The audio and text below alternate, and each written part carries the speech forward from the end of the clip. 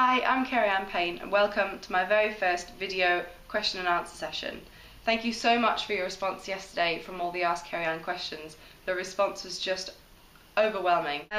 What's the hardest decision you've ever had to make, and do you stick by it? The hardest decision up till now that I've ever had to make was when I moved from South Africa to Britain, and I trained with a guy called Dave Crouch up in Aquabears in Rochdale, and I absolutely love training with him, and he's still to this day one of the best coaches that I've ever had. And we had to make a decision, unfortunately, because I was training in a 25-metre pool and a 33 and a third metre swimming pool, which was quite tough, training in such short pools all the time. And it came at a point where I really needed to make a decision on whether I wanted to carry on swimming or was I really that serious about it. So the decision we had to make in the end was to move to Stockport, which I do not regret at all. Sean, my coach that I've had for the last 9 years, and Lars as well, have just been amazing coaches, and I've loved every second of swimming with them. But it really was such a hard decision to have to make, to leave Dave only after being with him for 2 years when I moved over to Britain from South Africa.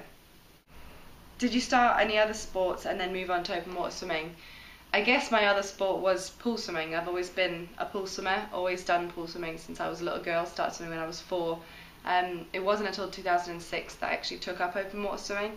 So for me, swimming has pretty much been what I've done all my life. I did a bit of hockey when I was a kid and did a little bit of netball as well, which I really enjoyed, but swimming is where my heart was and where I absolutely wanted to be. Then on to Mitch 2212. Were you a top 3 age grouper or a late bloomer? I pretty much was a top 3 age grouper. When I was living out in South Africa, I was always one of the best in my age group, but just because I absolutely loved swimming and I loved every part of it and racing and all that kind of stuff, and it just was something that I took to from quite a young age and took it quite seriously from quite a young age as well, actually. So I was always quite good when I was a youngster, but certainly had my ups and downs over the last couple of years.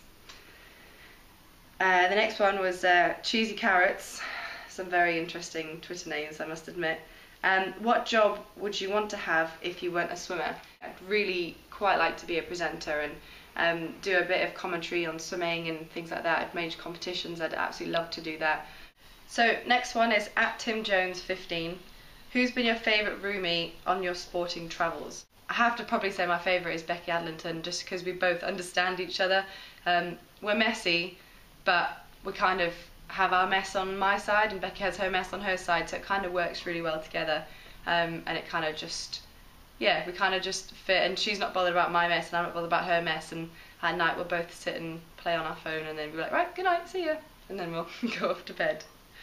The next one is Tony W43.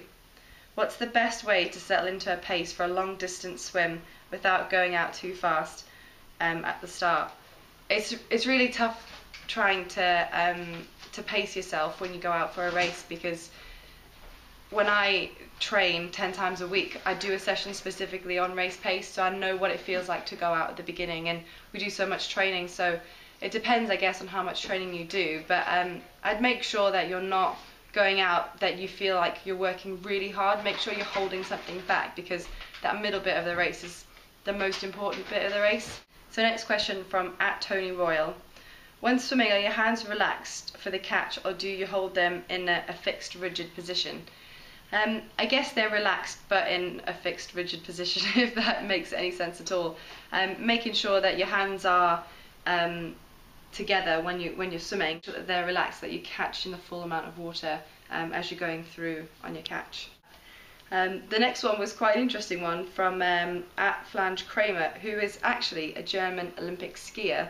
He said, I swallowed a plaster floating in the pool yesterday. Should I switch to open water swimming? Well, that's interesting again. I've had to swim through jellyfish and through dead animals, so I'm not sure really. If you think a plaster's worse than swimming through jellyfish, I guess it's up to you. And last but not least, yesterday on the Ask Keri-anne questions, I got a question from my husband @DavidCarey asking me how the washing machine works. Needless to say, when I get home, I will make sure I write out a little note that says exactly how the washing machine works, so he can wash his own stuff while I'm away. Anyway, that's enough from me for now. Thank you again so much for all of your Ask Keri-anne questions, and I hope that you found this insightful, and I'll probably do another one in another couple of weeks, just because I had so many questions from all of you amazing people. So thanks very much, and I'll see you soon.